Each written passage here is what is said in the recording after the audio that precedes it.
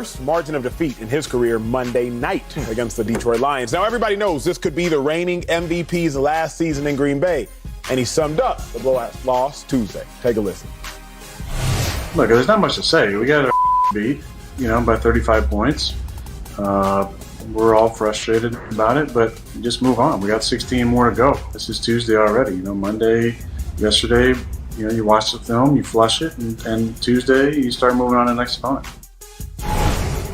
So, Sal, let's go a little bit deeper here. Should the Packers be worried about Aaron Rodgers' commitment? Absolutely. Absolutely. His commitment was on full display, and what we saw is discouraging. What we saw makes us doubt Aaron Rodgers in this moment. And it's hard to doubt Aaron Rodgers because of his resume, because of his greatness, because of his response to adversity in the past. But this one seems a little different.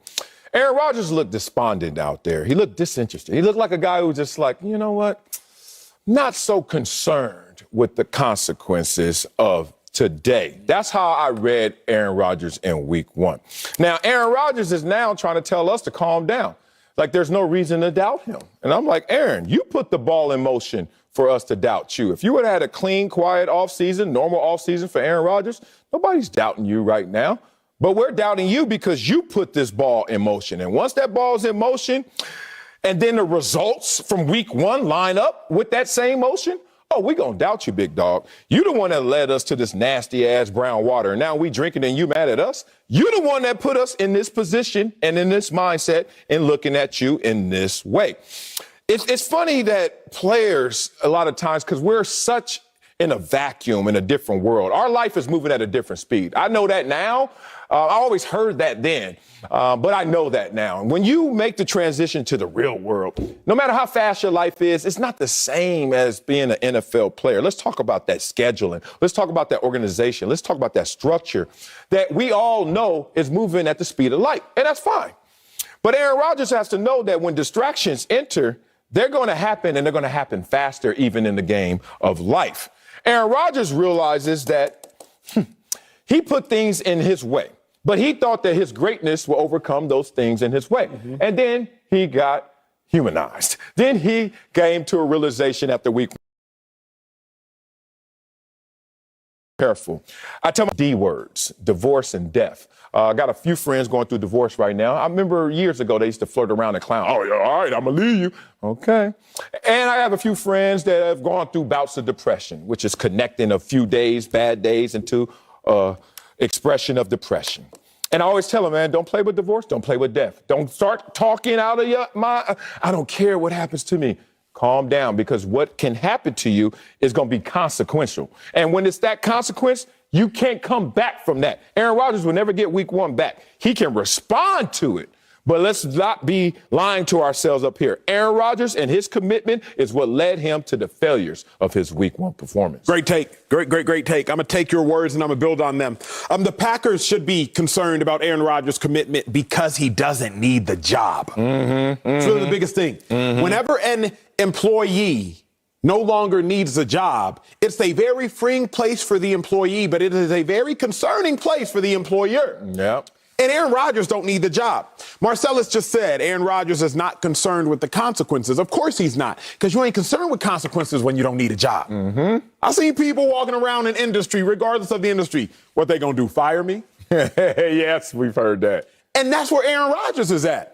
What they gonna do, bench me? What they gonna do, fire me? What they gonna do, cut me? So I'm gonna go deep on this conversation because I got hotter on this conversation the more I prep for it. Aaron Rodgers has too much power. And power corrupts, and absolute power corrupts absolutely. And Aaron Rodgers has been given too much power. Can't nobody tell him nothing within the organization. Nobody. General manager, he looking at like, who you? I already told you to sign Ed Randall Cobb, and you did that. Head coach Matt LaFleur, who you? Yeah, I'm clapping back at you at the post-game presser after your post-game presser. Who is anybody? Like, Aaron Rodgers has too much power. Yeah. I connected to Cyclops, X-Men. When he got them glasses on, he can control the power, and then he could control, the X-ray vision, not the X-ray vision, but the power that comes from his sight. But then when he takes it off, it's just everywhere, and it's mass destruction. Aaron Rodgers is in the current place of, I think, a little bit of mass destruction because can't nobody tell him anything. Like, bruh, Can you really imagine, Marcellus Wiley, week 1 of the NFL season, your head coach comes out here and says, we got whooped, et cetera, and Aaron Rodgers, you clapping back at your head coach week 1. Passive aggressive. Like you already saying, I mean, those are his words, but to me, it's just one game. Again, y'all might not take anything from that, but please know if you in an NFL locker room, that is a huge deal. It's like talking back to your parents. Yes. I don't know about your household. I don't know how you better know sound, about my household. But based on the man, I think you sound like buddy. Let you be in the Acho household and you get called by your name. My parents call me my Nigerian name. Y'all know this by now if y'all watch the show. Chinedu. Dare I say, what? Hey, God. I can't imagine the response. Aaron Rodgers is that bad kid whose parent, Matt LaFleur, the adult supervisor in the organization, is saying something, and Aaron Rodgers, what? And he can't get checked. There are currently no consequences to his actions. Packers got to be worried about the commitment sale because he don't need the job, man. Yeah, man. Say it again. He actually basically through his actions said, I don't care. And if you don't care, guess what? We believe you. And that means it could go either way for you. I've had those conversations with people before. It's like, I don't care if I live or die. And I'm like, bruh, that is the worst place to be because now whatever comes your way, you're going to attract it. And Aaron Rodgers in week 1 attracted failure because he wasn't concerned with the consequences, with the outcome.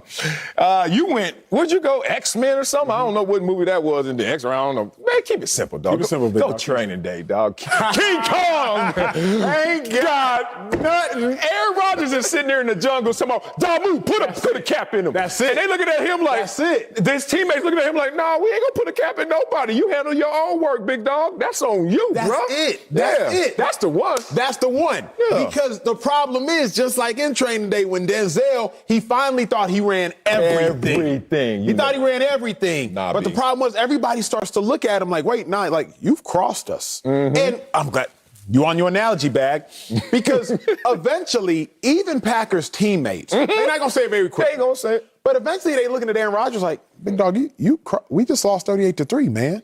Like you crossed us. Like we was riding with you. We've been riding with you privately and publicly, but we was grinding at OTAs and you were on vacation. Yeah. We were grinding during training camp and you weren't fully committed.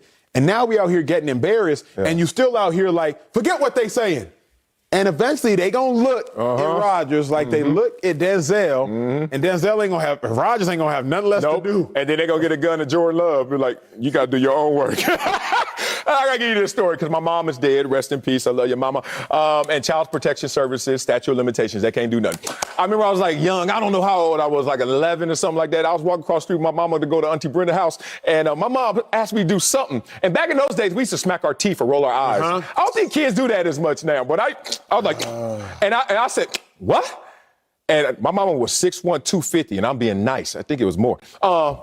Mama Singletary turned around and gave me all of them Nikes. And I'm just letting y'all know, that's why I'm a good guy. Sometimes you need that yang, yang, yang. Coming up, 3-time Pro Bowler and Fox NFL analyst Greg Olsen is joining